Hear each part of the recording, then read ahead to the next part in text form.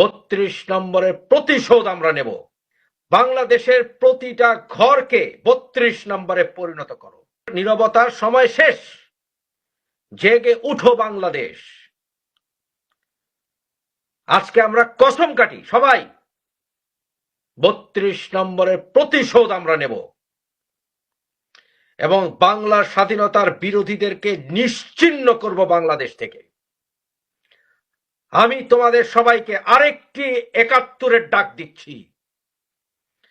আমি তোমাদেরকে সবাইকে অনুরোধ করছি, বাংলাদেশের প্রতিটা ঘরকে 32 নম্বরে পরিণত করো।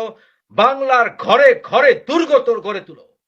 আপনাকে যখন জাতির অস্তিত্বের বিরুদ্ধে, জাতির শ্রেষ্ঠ সন্তানের বিরুদ্ধে কথা বলে, যিনি বলে গেছেন আমি মুসলমান, বলেননি বঙ্গবন্ধু? তার বিরুদ্ধে যখন একজন অমুসলিম বলে সালাম দিয়ে